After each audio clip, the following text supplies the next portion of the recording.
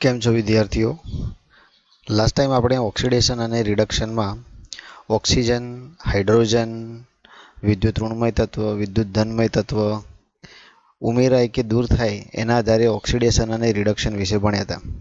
જેમ કે ઓક્સિડેશનની વાત કરીએ તો આપણે એવું શીખ્યા હતા કે વિદ્યુત ઋણમય તત્વ અને ઓક્સિજન આ બે વસ્તુ ઉમેરાય તો એને આપણે કહેવાય ઓક્સિડેશન. આ પણ વસ્તુ ઉમેરાય તો એને કહેવાય ઓક્સિડેશન. એ જ રીતે હાઇડ્રોજન દૂર થાય તો એને કહેવાય ઓક્સિડેશન. વિદ્યુત ધનમય તત્વ દૂર થાય તો એને કહેવાય ઓક્સિડેશન. હવે વિદ્યુત ઋણમય તત્વમાં આપણે વાત કરી હતી એફ, સીએલ, બીઆર, આઈ, સલ્ફર, ઓક્સિજન વગેરે. અને વિદ્યુત ધનમય તરીકે ખાસ કરીને આલ્કલી ધાતુઓ જેમ કે લિથિયમ, સોડિયમ, પોટેશિયમ, આલ્કલાઇન અર્ધધાતુ, મેગ્નેશિયમ, કેલ્શિયમ વગેરે સમજી શકાય. તો આ હતી ઓક્સિડેશનની સીમિત વ્યાખ્યા, જેમાં અલગ અલગ 4 રીતે આપણે સમજ્યા હતા. હવે રિડક્શનને એનાથી બિલકુલ વિરુદ્ધ રીતે આપણે સમજી શકીએ. જેમ કે અહીં ઓક્સિડેશનમાં ઓક્સિજન ઉમેરાય છે તો રિડક્શનમાં ઓક્સિજન દૂર થશે. પછી આમાં વિદ્યુત ઋણમય તત્વ ઉમેરાય છે એટલે કે એફસીએલ, બીઆરઆઈ, સલ્ફર, ઓક્સિજન જેવા તત્વો ઉમેરાય છે તો અહીંયા એવા તત્વો દૂર થશે. પછી અહીંયા હાઇડ્રોજન દૂર થાય છે તો એનો મતલબ અહીંયા હાઇડ્રોજન ઉમેરાય છે. ત્યારબાદ અહીં વિદ્યુત ધનમય તત્વ દૂર થાય છે તો આપણે સમજવાનું વિદ્યુત ધનમય તત્વ ઉમેરાય છે. તો આ રીતે ઓક્સિડેશન અને રિડક્શનનો બેઝિક ખ્યાલ આપણે સમજી શકીએ.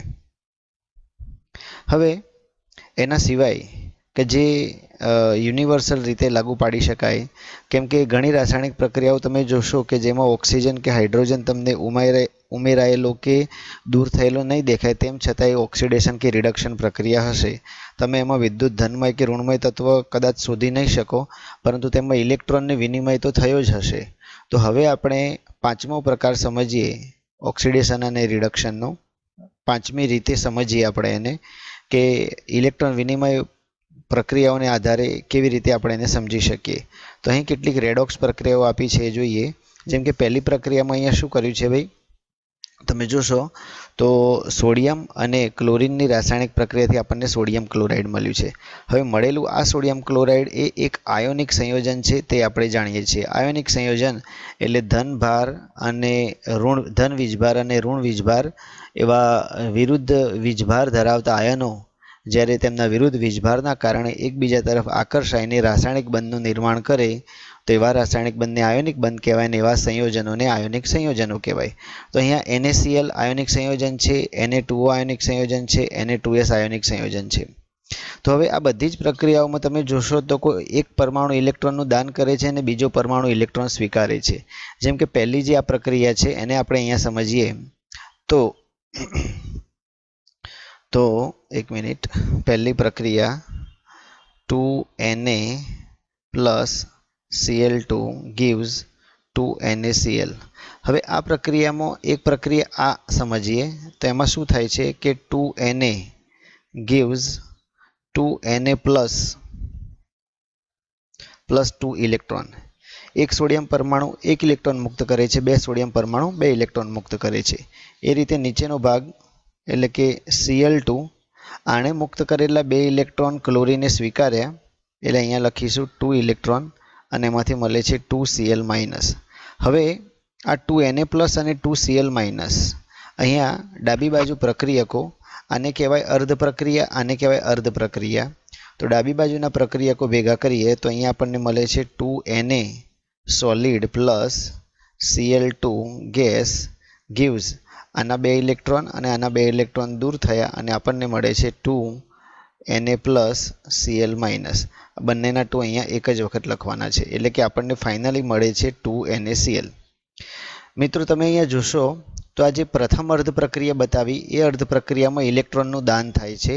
તો આવી અર્ધ પ્રક્રિયા કે જેમાં ઇલેક્ટ્રોનનું દાન થતું હોય તેને કહેવામાં આવે છે ઓક્સિડેશન અર્ધ પ્રક્રિયા. અને જ રીતે બીજી પ્રક્રિયા જોશો તો એમાં ક્લોરીન બે ઇલેક્ટ્રોન મેળવે છે તો સ્વીકારે છે એટલે એને કહેવામાં આવે છે રિડક્શન અર્ધ પ્રક્રિયા. તો આમ કોઈપણ રેડોક્સ પ્રક્રિયા એ બે અર્ધ પ્રક્રિયાઓની બનેલી છે, જેમાંની એક છે ઓક્સિડેશન અર્ધ પ્રક્રિયા અને બીજી છે રિડક્શન અર્ધ પ્રક્રિયા. ઓકે, તો હવે અહીંયા સમજીએ. એ જ રીતે અહીંયા Na2O અને Na2S માં સમજી શકાય. બધી પ્રક્રિયાઓમાં સોડિયમ પરમાણુ સાથે ઓક્સિજન અથવા વિદ્યુત ઋણમય તત્વ ઉમેરાય છે. એટલે કે સોડિયમનું ઓક્સિડેશન થાય છે. જે આપણે ડેફિનેશનમાં ભણ્યા હતા કે ભાઈ વિદ્યુત ઋણમય તત્વ ઉમેરાય તો ઓક્સિડેશન. તો અહીંયા તમે જોશો તો સોડિયમમાં ક્લોરિન ઉમેરાયો, સોડિયમમાં ઓક્સિજન ઉમેરાયો, સોડિયમમાં સલ્ફર ઉમેરાયો. એટલે ત્રણ પ્રક્રિયાઓમાં સોડિયમ કરતાં વધારે વિદ્યુત ઋણમય તત્વ ઉમેરાય છે અને આપણને આ નિપજ મળે છે. એટલે કે અહીં સોડિયમનું ઓક્સિડેશન થાય છે. તો આ હતી આગળની વ્યાખ્યાઓના આધારે સમજૂતી. હવે ઇલેક્ટ્રોનના આધારે આપણે અહીંયા સમજ્યા. ફરીથી એકવાર સમજી લઈએ કે તમે જોશો તો સોડિયમ 2 ઇલેક્ટ્રોન ગુમાવે છે, ક્લોરિન 2 ઇલેક્ટ્રોન મેળવે છે. એટલે કે સોડિયમનું થયું ઓક્સિડેશન અને ક્લોરિનનું થયું રિડક્શન. આમ જે પરમાણુ ઇલેક્ટ્રોન ગુમાવશે એ પોતે ઓક્સિડેશન અનુભવશે, જે પરમાણુ ઇલેક્ટ્રોન મેળવશે એ પોતે રિડક્શન અનુભવશે. હવે બીજી પ્રક્રિયામાં જોઈએ તો સોડિયમ 2 ઇલેક્ટ્રોન ગુમાવે છે અને ઓક્સિજન 2 ઇલેક્ટ્રોન મેળવે છે. એ જ રીતે અહીં સલ્ફરની પ્રક્રિયા સમજી શકાય. ટૂંકમાં આ પ્રક્રિયાઓના આધારે આપણે એમ કહી શકીએ કે જે પરમાણુ, અણુ કે આયન ઇલેક્ટ્રોન ગુમાવે છે તે પોતે ઓક્સિડેશન અનુભવે છે અને જે પરમાણુ, અણુ કે આયન ઇલેક્ટ્રોન મેળવે છે તે પોતે રિડક્શન અનુભવે છે. હવે જે પરમાણુ, અણુ કે આયન ઓક્સિડેશન અનુભવતો હોય એને રિડક્શન કર્તા કહેવાય. રિડક્શન કર્તા. જુઓ અહીંયા થોડું વિરુદ્ધ લાગુ પડ્યું. અને જે પોતે રિડક્શન અનુભવતો હોય એને કહેવાય ઓક્સિડેશન કર્તા. હવે આ કેવી રીતે થયું તમે સમજો કે સોડિયમે 2 ઇલેક્ટ્રોન ગુમાવ્યા એટલે સોડિયમનું પોતાનું થયું ઓક્સિડેશન, પણ સામેવાળાનું એટલે કે ક્લોરિને ઇલેક્ટ્રોન મેળવ્યા. કોની પાસેથી મેળવ્યા? સોડિયમ પાસેથી. એટલે ક્લોરિનનું રિડક્શન થયું અને સોડિયમે મુક્ત કરેલા ઇલેક્ટ્રોન દ્વારા થયું. એટલે સોડિયમ વડે ક્લોરિનનું રિડક્શન થયું એટલે સોડિયમને કહેવાય રિડક્શન કર્તા, રિડક્શન કરનારો. અને ક્લોરિન વડે સોડિયમનું ઓક્સિડેશન થયું કહેવાય. કેમ? તો ક્લોરિને ઇલેક્ટ્રોન મેળવ્યા ના હોત તો સોડિયમે ગુમાવ્યા ના હોત. ટૂંકમાં સોડિયમે ગુમાવેલા ઇલેક્ટ્રોન ક્લોરિને મેળવ્યા એટલે કે સોડિયમ ઇલેક્ટ્રોનનું દાન કરનારો અને ક્લોરિન ઇલેક્ટ્રોન મેળવનારો. એટલે ક્લોરિનને કહેવામાં આવે છે ઓક્સિડેશન કરતા. ટૂંકમાં તમે એટલું યાદ રાખી શકો કે જે પરમાણુ, અણુ કે આયન ઓક્સિડેશન અનુભવે એને કહેવાય રિડક્શન કરતા, એટલે કે રિડક્શન કરનારો. જે પરમાણુ, અણુ કે આયન રિડક્શન અનુભવે તેને કહેવાય ઓક્સિડેશન કરતા, એટલે કે ઓક્સિડેશન કરનારો. ચલો, તો અહીંયા ક્લોરિનની પ્રક્રિયાને જે આપણે લખીને સમજ્યા તેનું સમજાયેલું છે કે ભાઈ ઓક્સિડેશન થાય છે તેને રિડક્શન કરતા તરીકે વર્તે છે. આ પ્રક્રિયાઓ સૂચવે છે કે ઇલેક્ટ્રોન ગુમાવનાર અર્ધ પ્રક્રિયા ઓક્સિડેશન પ્રક્રિયા અને તેવી જ રીતે ઇલેક્ટ્રોન પ્રાપ્ત કરનાર અર્ધ પ્રક્રિયાને રિડક્શન પ્રક્રિયા કહેવામાં આવે છે. હવે તો ઓક્સિડેશન શું છે? તો કોઈ સ્પીસીસ દ્વારા, સ્પીસીસ એટલે ઘટક, જેમાં સોડિયમ એને સ્પીસીસ કહેવાય, ક્લોરિનને સ્પીસીસ કહેવાય, H2O ને સ્પીસીસ કહેવાય, O-2 ને સ્પીસીસ કહેવાય. સ્પીસીસ એટલે આવો કોઈ રાસાયણિક ઘટક. તો ઇલેક્ટ્રોન ગુમાવે છે તો એને કહેવામાં આવે છે ઓક્સિડેશન. પછી જો ઇલેક્ટ્રોન કોઈ સ્પીસીસ દ્વારા મેળવવામાં આવે છે તો એને કહેવામાં આવે છે રિડક્શન. હવે જે ઓક્સિડેશન કરતા હશે એટલે કે એ ઇલેક્ટ્રોન ઓક્સિડેશન થવું અને ઓક્સિડેશન કરતા હોવું એ એકબીજાનું વિરોધી છે. સમજો કે દાખલા તરીકે A અને બીની રાસાયણિક પ્રક્રિયા થઈ. હવે એનો ઇલેક્ટ્રોન બીને મળે છે. સમજો બરાબર. એનો ઇલેક્ટ્રોન બીને મળે છે એટલે એમાંથી ઇલેક્ટ્રોન દૂર થયું. બરાબર. એટલે એનું થયું ઓક્સિડેશન, એમાંથી ઇલેક્ટ્રોન દૂર થયું, ઇલેક્ટ્રોનનું દાન થયું એટલે એનું થયું ઓક્સિડેશન. અને બી વડે ઇલેક્ટ્રોન મેળવાયો એટલે બીનું થયું રિડક્શન.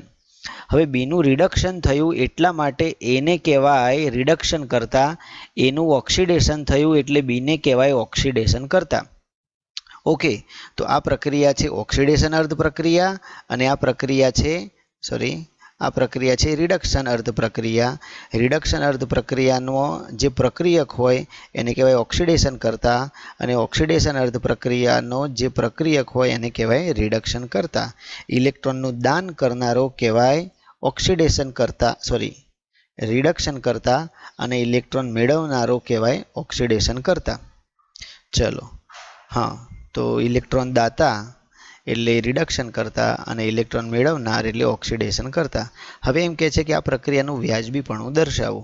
તો આપણે આ પ્રક્રિયાને એના આયન સ્વરૂપે સમજીએ તો NaH એટલે એમાં કોણ સમાયેલું છે? તો એમાં Na પ્લસ અને H માઇનસ સમાયેલો છે. હવે જરા એને સમજીએ તો 2Na solid gives 2Na plus 2 electron સામે 2H gas H2 gas plus આને મુક્ત કરેલા 2 ઇલેક્ટ્રોન એ સ્વીકારશે. 2 ઇલેક્ટ્રોન gives 2H માઇનસ.